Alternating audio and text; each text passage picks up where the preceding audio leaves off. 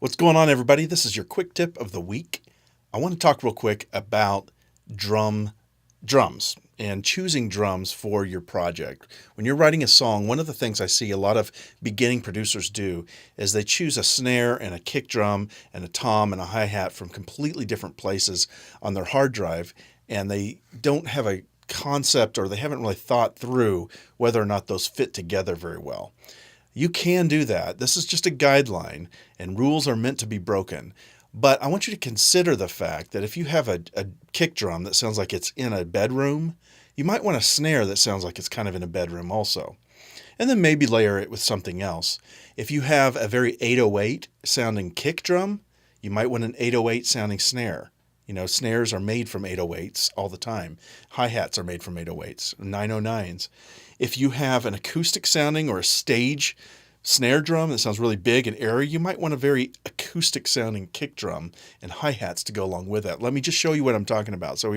This is I just made some tracks real quick for this little tutorial, but this is sort of a hip-hop type synthetic drum.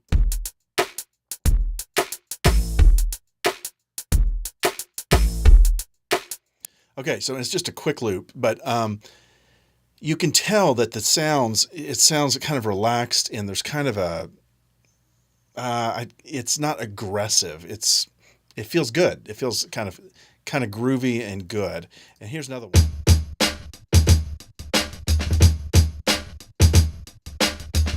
So if I soloed up that kick drum, I mean, you can hear, let's see here, solo that drum. Where is it? There it is.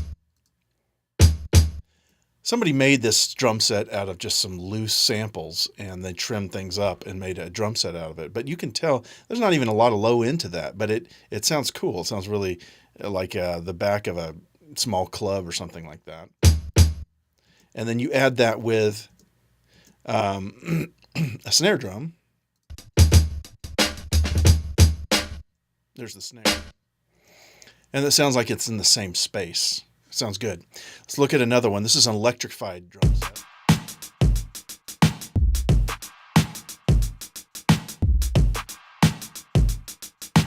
Again, those kick drums are kind of relaxed, and that could be like a slow EDM or chill house kind of thing. Here's something that's much more aggressive. This is more drum and bass.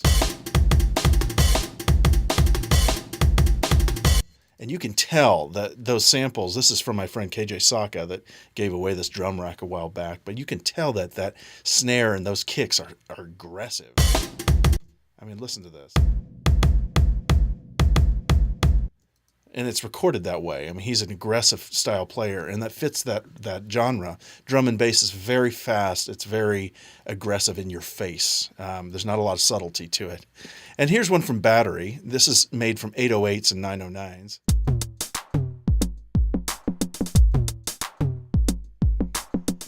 And it gives that rounded kind of muted feel. Now, if I was going to use this kind of set, I would probably enhance these samples with some more exciters and saturation, and probably EQ it a little bit and make it sound a little more full. It sounds a little dead right now, but this gives you an idea that these samples kind of belong together. Now, again, use this as a guideline and then go break the rule and add, a drum from something that shouldn't belong into your set, and it may be really, really cool. All right, guys, I hope that helped a little bit. I hope that gave some of you that are beginners a little bit of a guideline to when you're putting together your drum sounds. Go make some great music, and let me know if you have any questions. And if you ever want to join our Triple Threat Artist course, let me know. All right, talk to you later.